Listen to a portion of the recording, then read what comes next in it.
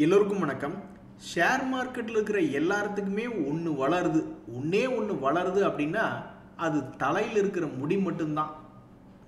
என்ன ஒரு மானங்கெட்ட வாழ்க்கை அப்படின்ற மாதிரி ஷேர் மார்க்கெட்டினுடைய வாழ்க்கையை எடுத்து பார்க்கும் பொழுது அவன் இறங்குறதெல்லாம் ஈஸியாக 10 to 15% போர்ட்ஃபோலியோவில் இருக்கக்கூடிய பங்குகள் இறங்கிடுது.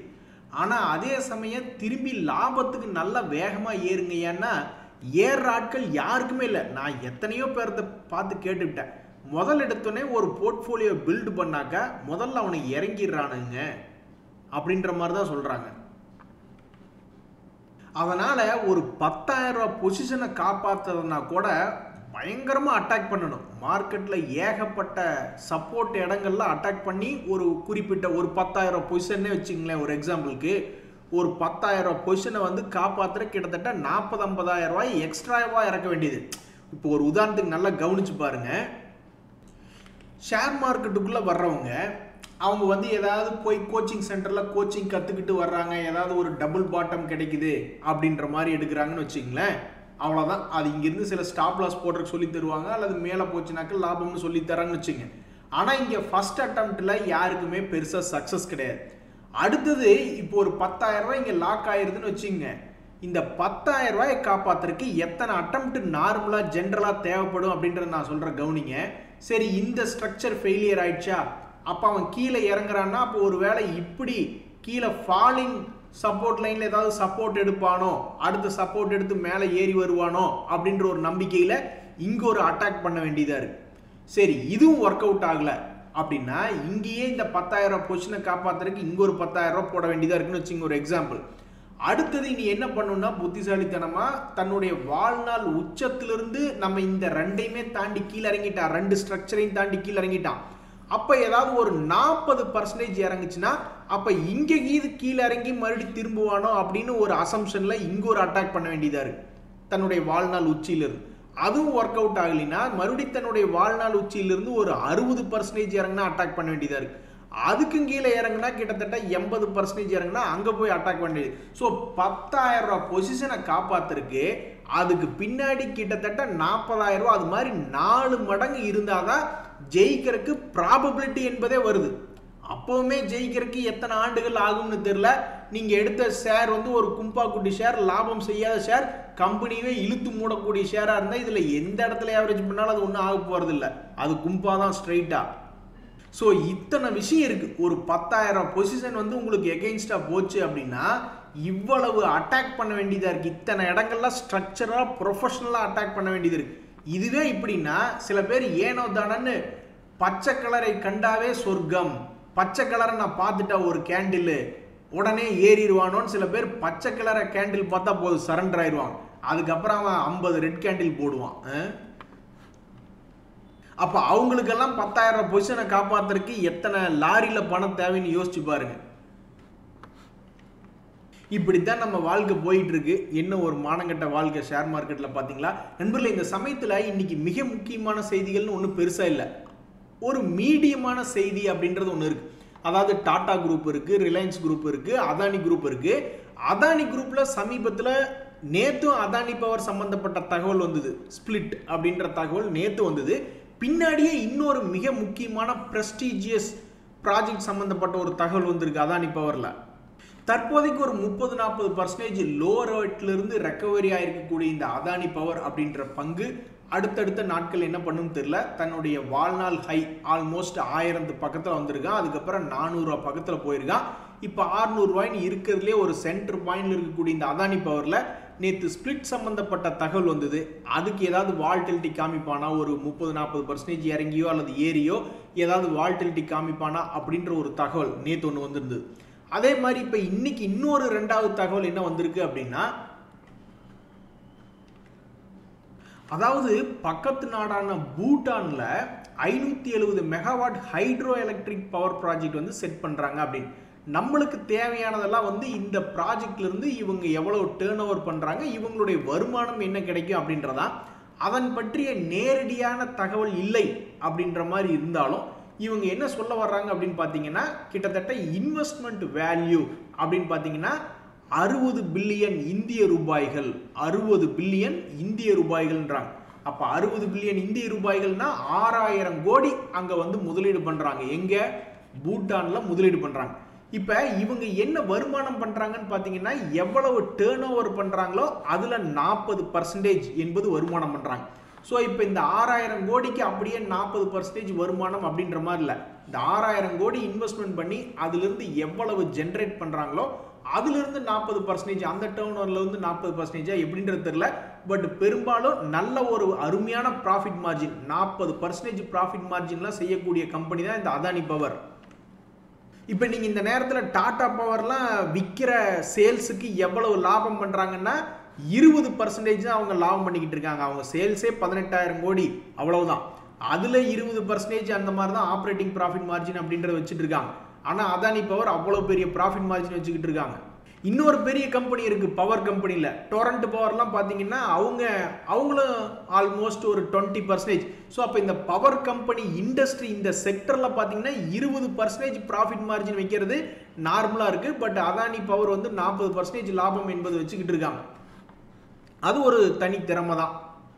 சில பேர்லாம் சில கம்பெனிகளில் நம்ம என்னதான் உளுந்து வேலை பார்த்தாலும் நம்மளுக்கு ஒரு 40,000 ரூபா தான் சம்பளம் தருவாங்க. ஆனால் அதே வேலையை வந்து வேற ஏதாவது ஒரு கம்பெனி நல்ல ஓனராக இருக்கும்போது நம்மளுக்கு கிட்டத்தட்ட 1 லட்ச ரூபா கூட அதே வேலைக்கு சம்பளம் கொடுக்கக்கூடிய. ஸோ எல்லாமே அவங்கவுங்க ராசி தானா, அவங்கவுங்க கெப்பாசிட்டியா அப்படின்றது தெரியல.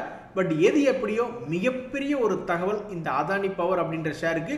தொடர்ந்து 2 நாட்களாக 2 பெரிய தகவல்கள், ஸ்பிளிட் அப்படின்ற தகவல் வந்தது நேற்று. அதே மாதிரி அடுத்து இப்போ இன்னொரு தகவல் என்பது இந்த மாதிரி பூட்டான்ல ப்ராஜெக்ட் கிடைச்சிருக்கு அப்படின்றது. நண்பர்களே, இந்த சமயத்தில் லூபின் அப்படின்றது மிகப்பெரிய ஒரு கம்பெனி தான் இந்த ஃபார்மா செக்டரில். 0.62% டிவிடெண்ட் கொடுத்து கொண்டிருக்கக்கூடிய பங்கு. தற்சமயத்துக்கு இது ஒரு வருஷத்தினுடைய லோல் இருக்கு. சில வருடங்களுக்கு முன்னாடிலாம் பார்த்தீங்கன்னா ரொம்பவுமே 600 ரூபா ரேஞ்சில் இருந்தான். அதுக்கப்புறம் ஃபார்மா கம்பெனிஸ் எல்லாம் பிக்கப் ஆகி நல்லா மேல் நோக்கி வந்துட்டாங்க. அதுக்கப்புறம் தற்போதைக்கு 1 இயர் லோ, ஒரு வருஷத்தினுடைய லோ அப்படின்றதுல ட்ரேட் ஆகிட்டு இருக்கும் பொழுது அவங்க கிட்ட இருந்து என்ன தகவல் வருதுன்னா ஒரு குறிப்பிட்ட ப்ராடக்ட்டுக்கு மட்டும் USFDA ப்ரீ அப்ரூவல் இன்ஸ்பெக்ஷன் அப்படின்றது நடந்திருக்கு. அதில் வந்து இருக்கக்கூடிய 2 அப்சர்வேஷன்ஸில் நாங்கள் ஒர்க் பண்ணிக்கிட்டு இருக்கோம் அப்படின்ற மாதிரி ஒரு தகவல் வெளியிட்டிருக்காங்க. ஸோ பொதுவாக ஃபார்மா கம்பெனிஸ்க்கு இந்த மாதிரி FDA அப்ரூவல் ரிலேட்டடான தகவல்கள் வரும்பொழுது ஏதாவது வால்டிலிட்டி வருமா அப்படின்னு மார்க்கெட்டில் பார்ப்பாங்க. அப்படி இந்த லூப்பின்க்கு ஏதாவது வால்டிலிட்டி வருமா அப்படின்ற மாதிரி பார்த்துட்டு இருக்காங்க. ஒரு விஷயம் பாருங்க, ஷேர் மார்க்கெட்டில் இந்த கோவிட் வந்து முடிஞ்ச உடனே அவ்வளவுதான், இனி கோவிடே முடிஞ்சிருச்சு, நீ ஃபார்மா கம்பெனிஸ்க்கெல்லாம் என்ன வேலை அப்படின்ற மாதிரி இறக்கி விட்டுட்டாங்க. கோவிட் லோல என்ன ரேட் இருந்ததோ 600 ரூபாயில போய் விழுந்துடுச்சு. அதுக்கப்புறம் இனி என்ன நினைச்சதுன்னு தெரியல மார்க்கெட். ஏப்பா இந்த காலத்தில் எல்லாரும் சாப்பாடு கூட பொரியல் வச்சு சாப்பிட்றாங்களோ இல்லையோ, ஆனால் மாத்திரையை பல குடும்பங்கள்ல யாராவது ஒரு குடும்பத்துக்கு ஒருத்தனாவது மாத்திரை சாப்பிட்டுக்கிட்டு இருக்கான். அப்படி இருக்கையில ஏன் ஃபார்மா கம்பெனிஸ் எல்லாம் இறக்கி வச்சிருக்கீங்கன்னு கூட்டா எல்லா ஃபார்மா கம்பெனிஸையும் ஒரு 2022 இருந்து ஏற்ற ஆரம்பிச்சாங்க. எல்லாம் மலை மாதிரி ஏறி நிக்குதுங்க. இனி அடுத்த வரக்கூடிய வருடங்கள்ல இந்த கம்பெனி, இது போன்ற கம்பெனிகள்ல ஏதாவது ஒரு பெரிய இறக்கமோ அல்லது பெரிய ஏற்றமோ மறுபடி வருமா அப்படின்னு பார்த்துட்டு இருக்காங்க. இந்த சூழ்நிலையில லூபின்ல இப்படி ஒரு ப்ராடக்ட் பற்றிய தகவல் என்பது வந்திருக்கு. நண்பர்களே, எப்படி ஒரு சண்டை போடுறவனை கொண்டு வந்து நடு வீட்டில் உட்கார வச்சோம்னா அவன் சண்டை போட்டு நம்ம எல்லாத்தையும் ஆளுக்கு ஒரு திசையில் போங்கடா அப்படின்னு துரத்தி விட்டுருவான். அந்த மாதிரி தான் இந்த ஃபெடரல் பேங்க் அப்படின்ற ஷேர் வந்து கரெக்டாக நடு சென்டரில் ஒரு இடத்துல வந்து உட்கார்ந்துருக்கு. இதை பற்றி ஏதாவது பெரிய நியூஸ் இருக்குது அப்படின்னா சமீபத்தில் பெருசாக எந்த நியூஸும் இல்லை. ஒரே ஒரு முறை ஒரு லாங் கேண்டில், அது ஒன்றும் லாங் கேண்டில் இல்லை, ஒரு 6%, 5% ஒரு வாலட்டிலிட்டி என்பது சமீபத்தில் இருந்தது. பெருசாக ஒன்றும் இல்லைங்கன்னு வைங்களேன். ஆனால் எதிர்காலத்தில் இந்த பங்கு தற்போதைக்கு ஆல்மோஸ்ட் தன்னுடைய உச்சத்திலிருந்து 15% என்பது கீழே இருக்கு. அது ஒரு விஷயம். அதே மாதிரி தன்னுடைய 52 வீக் லோலேருந்து 15% என்பது தள்ளி இருக்கு. இப்படி சென்டர் பாயிண்ட்ல இருக்கக்கூடிய இந்த ஃபெடரல் பேங்குக்கு அடுத்த ஏர்னிங் சீசன் ஸ்டார்ட் ஆகும்போது இன்னொரு 1 மாதத்திலிருந்து 2 மாதம் என்பது அடுத்த ஏர்னிங் சீசன் என்பது பெரிய விஷயம். ஸோ அந்த பெரிய நிச்சயம் வரும்பொழுது இதே இடத்துல இருப்பானா அல்லது இழந்ததை மீட்டெடுப்பானா அல்லது கீழே வருவானா, எந்த பக்கம் மார்க்கெட் இந்த ஷேர் பிரைஸை துரத்தி விடும் அப்படின்றது தெரியாத படிக்கு இருக்கு. ஸோ தற்போதைக்கு ஃபெடரல் பேங்க் அப்படின்ற பங்குல முக்கியமான தகவல் என்பது ஒரே ஒரு சிறிய அளவில் வால்டிலிட்டி சில மாதங்களுக்கு முன்னாடி வந்தது. அதே மாதிரி 6 மந்த் லோ அப்படின்றது இருக்கு. அடுத்த 2 மாதங்கள் கழித்து இது எப்படி இருக்கும் அப்படின்னு தெரிஞ்சுக்கிறதுல பல பேர் ரொம்ப ஆர்வமாக இருக்காங்க. நாமளே ரொம்ப கஷ்டப்படுறதுனால தான் ஷேர் மார்க்கெட்டுக்கு வர்றோம். மாசமான நம்மளுக்கு 10 லட்சம் வருமானம் வருதுன்னா நம்ம எதுக்கு இந்த பக்கம் இருப்போம், எங்கேயாவது ஜாலியாக சுற்றிக்கிட்டு இருப்போம். ஸோ இப்படி கஷ்டமாக வரும்பொழுது பொருளாதாரம் பற்றிய மிக முக்கியமான விஷயம் என்ன அப்படின்னு பார்த்தீங்கன்னா, எந்த ஒரு நாட்டினுடைய பொருளாதாரமுமே நேர்கோட்டில் இப்படி வளர்ச்சி பாதையில் தொடர்ந்து போய்கிட்டே இருக்கிறது இல்லை. திடீர்னு ஏதாவது ஒரு 2-3 வருஷம் நல்ல பெரிய பிஸ்னஸ் இருக்கும், அப்புறம் கம்மியாகும், ஏதாவது ஒன்று பண்ணும். ஸோ இதையை ஒட்டித்தான் நம்மளுடைய ஸ்டாக் மார்க்கெட் என்பது ஏறுவதும் இறங்குவதுமா இருக்கு. ஆக மொத்தம் கரெக்டாக இந்த மாதிரி எப்போ திரும்பி மேலே ஏறுவானோ அதை கணிச்சு வாங்கி மேலே விற்க முடியாமல் கரெக்டாக மேலே வாங்கி கீழே விற்றுக்கிட்டு இருந்தோம்னா இது நம்மளுக்கு உண்டான இடமே கிடையாது. ஏன்னா நிறைய பேங்க்குகள் ஆகட்டும், வட்டிக்கு கொடுக்குறவங்க ஆகட்டும், அல்லது கார்பரேட் கம்பெனிகள், நம்ம டாடா குரூப்பே இருக்குன்னு வச்சிங்களேன், அல்லது அதானி குரூப்பே இருக்குன்னா அவங்களே கடன் வாங்கி தான் நிறைய கம்பெனிகள் நடத்திக்கிட்டு இருக்காங்க. அப்போ அவங்க கடன் வாங்கக்கூடிய அந்த பாண்ட் ரேட் அவங்களே எந்த ரேட்டுக்கு வட்டி வாங்கினா வியாபாரம் பண்ணி அந்த வட்டியை அடைக்க முடியும்னு சொல்லி வட்டிக்கு வாங்குறாங்க பார்த்தீங்களா. அந்த வட்டியை நம்ம பெருசாக மீட் பண்ணிட்டோம்னாவே நம்ம ஷேர் மார்க்கெட்டில் ஜெயிச்ச மாதிரி தான் கணக்கு. ஸோ கீழே வாங்கி மேலே விற்க தெரியலனா பேசாமல் நம்ம பேங்க்கில் எஃப்டி போடுற மாதிரியோ அல்லது பாண்டுகள் வாங்குவது மூலியமாகவோ அல்லது போஸ்ட் ஆஃபீஸில் டெபாசிட் பண்ணுறது மூலியமாகவோ நம்ம ஈஸியாக ஓரளவுக்கு ஏவரேஜாக சொல்லிக்கொள்ளும் அளவுக்கு நம்ம ஜெயிச்சிடலாம். அதாவது போட்ட பணத்தை காப்பாற்றிட்டோம்னாவே நம்ம பெருசாக ஜெயிச்சிடலாம். இங்கே பாருங்க, இதைத்தான் நம்ம ரமேஷ்குமார் அப்படின்ற நண்பர் சொல்கிறார். அதாவது நீங்கள் இப்போ ஒரு தொழில் பண்ணிகிட்டு இருக்கீங்க, ஒரு 5 வருஷம் கழிச்சு உங்கள் வீட்டம்மா கேட்குறாங்க, ஏங்க தொழில் பண்ணிட்டு இருந்தீங்களங்க எப்படிங்க போகுதுன்னா, இல்லடி போட்டிருந்த பணமே கும்பா ஒரு 10 லட்ச ரூபா நஷ்டம்னா அப்படி நீங்கள் மட்டும் சொல்லித்தான் பாருங்களேன், உங்களுக்கு எவ்வளோ பெரிய மரியாதை கிடைக்கணும். மரியாதையே கிடைக்காது. ஆனால் இந்த நண்பர் என்ன சொல்கிறாருன்னா, இப்படி கூட நீங்கள் சொல்லி பார்த்துருக்கலாம், 5 வருஷம் கழிச்சு இல்லடி போட்ட பணத்தை எடுத்துட்டேன், ஆனால் 5 வருஷமாக எந்த விதமான லாபம் நஷ்டம் எதுவும் இல்லை, வாங்கினதெல்லாம் சம்பாரிச்சதெல்லாம் வாடகைக்கு சரியாக போச்சு, கடைசியில் நம்ம போட்ட பணம் திரும்பி வந்துருச்சு அப்படின்னு சொன்னால் கூட கொஞ்சம் கௌரவம் கிடைக்கும்.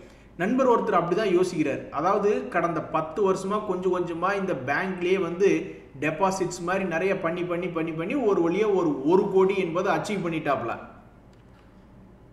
அந்த சமயத்தில் இந்த 1 கோடி டெபாசிட் பண்ணதிலிருந்து வரக்கூடிய வட்டி எடுத்து மியூச்சுவல் ஃபண்டுகள்லாம் மற்றும் ஸ்டாக்குகளில் முதலீடு பண்ணிக்கிட்டே வந்துகிட்டு இருக்காரு.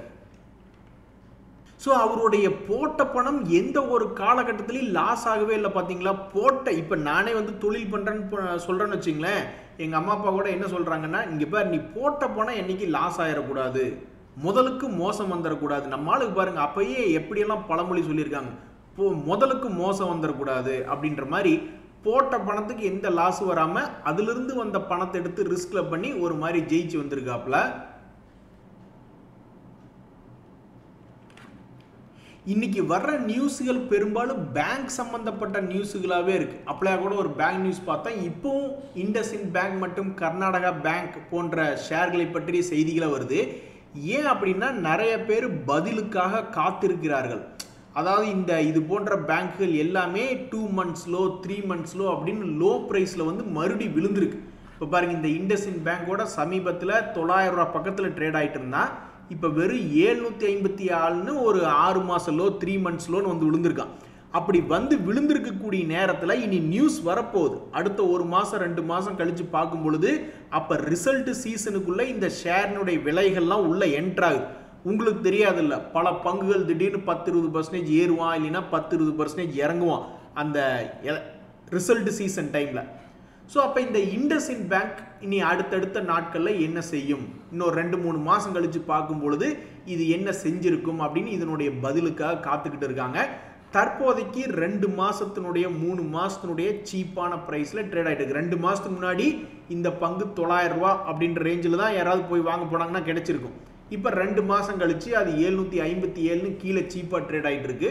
இனி அடுத்த 2 மாதம் கழிச்சு ரிசல்ட் சீசனில் இது என்னவா இருக்கும் அப்படின்றத பொறுத்து இருந்து தான் பார்க்கணும். அடுத்தது இந்த கர்நாடகா பேங்க் அப்படின்ற ஒரு பங்கு, அவனும் அதே மாதிரி தான், அவனும் ஒரு 6 month லோ அப்படின்ற ப்ரைஸில் விழுந்திருக்கான்.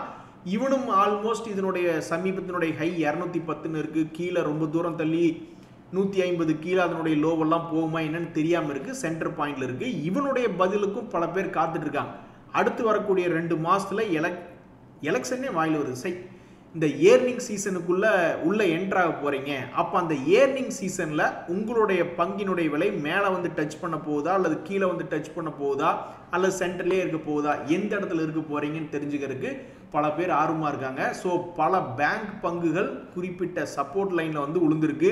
நீ சப்போர்ட் அடிச்சுட்டு கீழே ஒரு 10-20% அடுத்த எலெக்ஷன் ஏர்னிங் சீசனுக்குள்ளே போக போகுதா அல்லது 20-30% ஏற போகுதா அப்படின்றத பொறுத்து இருந்து தான் பார்க்கணும். ஆனால் ஒருவேளை 20-30% கம்மியா அப்படின்ற யோசனையும் திரும்ப திரும்ப வருது. ஏன்னா பெரிய பெரிய நியூஸ்கள் இருக்கு. அந்த நியூஸ்கள்லையும் இந்த ஏர்னிங் சீசனையும் கனெக்ட் பண்ணும்போது வெறும் 10-20% தான் மூவ்மெண்ட் இருக்குமா இல்லது 20-30%க்கு மேலே மூவ்மெண்ட் இருக்குமா என்ன அப்படின்றது ரொம்ப சுவாரஸ்யமான நிகழ்வாக இருக்க போகுது. வேணுக்குனே நம்ம பணத்தை கும்பாபாடி உடனே சில பங்குகள் மேலேருந்து கீழே தர தட்டி விழுகிற ஷேர்கள் இருக்குது. சில பங்குகள் நல்ல லாபத்தை தொடர்ந்து கொடுக்கணும்னு தொடர்ந்து ஏறிக்கொண்டே இருக்கக்கூடிய பங்குகள் இருக்குது. இன்னைக்கு பார்க்கக்கூடிய 2 பங்குகளில் இந்த நாராயண ஹிருதாலயா அப்படின்ற பங்குல என்ன ஒரு தகவல்னா, அது இப்போ வரைக்கும் தொடர்ந்து லாபத்தை செஞ்சு கொண்டே இருந்த வகையை சேர்ந்த ஒரு பங்கு தான். ஆனாலும் பாருங்க, சமீபத்தில் மிகப்பெரிய ஒரு வீழ்ச்சி. என்ன காரணம் அப்படின்றது தெரியல. 2400 மிகப்பெரிய ஒரு சரிவடைஞ்சு ஒரு 2 days மூவிங் ஆவரேஜ் கிட்டே சுற்றிக்கிட்டு இருக்கு. இனி இது மறுபடியும் தொடர்ந்து லாபம் செஞ்சு கொடுக்கணும் இதனுடைய ஷேர் ஹோல்டர்ஸ்னு சொல்லி பழைய ரேட்டை போய் பிடிக்க போறானா அப்படின்றது தெரியல. அல்லது இது நல்ல செக்டரில் இருக்கக்கூடிய பங்கு நல்ல ஒரு சீப் ரேட்டு கிடைச்சதுன்னா ஸ்மார்ட் மணியை ஸ்மார்ட்டாக போய் ஏதாவது உள்ள இன்வெஸ்ட்மெண்ட் பண்ணலாமான்னு பார்க்கக்கூடிய ஆட்கள் இருப்பாங்க. ஸோ இது வந்து ஸ்மார்ட் மணி கான்செப்டுக்காரங்களை திருப்திப்படுத்துறதுக்காக இன்னும் பெரிய அளவில் கீழே வீழ்ச்சி அடைய போகுதா அல்லது மறுபடியும் தன்னுடைய ஆட்களை காப்பாற்றி விடுறதுக்காக ஏதாவது மேலே இது போக போகுதா அப்படின்றது தெரியாதபடிக்கு தற்போதைக்கு ரொம்பவுமே வாலட்டிலிட்டியான பங்கு 2-3 மாதம் கழிச்சு பார்க்கையிலேயே ரொம்பவுமே மூவ்மெண்ட் காட்டி கொண்டு இருக்கக்கூடிய பங்காக இப்போ இப்படி இருக்கா. இனி அடுத்து வரக்கூடிய ரிசல்ட் சீசனில் இன்னொரு 2-3 மாதத்துக்குள்ள இவனுடைய மூவ்மெண்ட் எப்படி இருக்கும், அந்த ரிசல்ட் சீசனுடைய பீரியடுக்குள்ள இவன் எந்த சைடு போய் டச் பண்ண போகிறான், உச்சமா அல்லது நடுவுலையா அல்லது வீழ்ச்சி அப்படின்னு தெரிஞ்சுக்கிறதுக்கு சில மாதங்கள் பொறுமையாக தான் இருக்கணும். பட் தற்போதைக்கு மிகவும் சரிவடைஞ்சு 3 months லோ ப்ரைஸ் பக்கத்தில் 2 days மூவிங் ஆவரேஜ் பக்கத்தில் ட்ரேட் ஆகி கொண்டிருக்கக்கூடிய ஒரு பங்காக இந்த நாராயண ஹிருதாலயா இருக்கு. அதே மாதிரி தான் இந்த HSCL என்று அழைக்கப்படுகின்ற ஹிமாத்ரி ஸ்பெஷாலிட்டி கெமிக்கல் கம்பெனி, இவனுமே வந்து சமீபத்தில் மிகப்பெரிய ஒரு வாலட்டிலிட்டியாக இருந்த பங்கு தான். அவன் கரெக்டாக லோ ப்ரைஸில் ட்ரேட் ஆகிட்டு இருக்கான். இனி ஏதாவது சப்போர்ட் எடுக்கிறானா அல்லது இன்னும் பெரிய லோக்கு போகிறானா அப்படின்றத பொறுத்து இருந்து தான் பார்க்கணும். அப்போ நீ எங்களை விடமாட்ட, பின்னாடியே ஃபாலோ பண்ணிக்கிட்டே வந்துக்கிட்டே இருப்பியா அப்படின்ற மாதிரி சில பேர் கேட்பாங்க இல்லையா, அந்த மாதிரி தான். நாங்கள் ஏன் பின்னாடியே ஃபாலோ பண்ணிக்கிட்டே வந்துட்டு இருக்கோம்னா, தெரியாத பேய்க்கு தெரிஞ்ச பேயே பரவாயில்ல அப்படின்ற மாதிரி தான். அதாவது ஒரு விஷயத்தை ஒரு ரிசல்ட் சொல்லணும்ல, எத்தனையோ பேர் காத்து கிடக்குறாங்க, நீ என்ன பண்ண போறன்னு எத்தனையோ பேர் இதனுடைய முடிவுக்கு காத்துக்கிட்டு இருக்காங்க. இந்த கல்யாண் ஜுவல்லரி அப்படின்ற பங்கு அதனுடைய சமீபத்தினுடைய ஹை 150 ரூபா தள்ளி இருக்கு, சமீபத்தினுடைய லோ என்பது அதுவும் 150 ரூபா தள்ளி இருக்கு.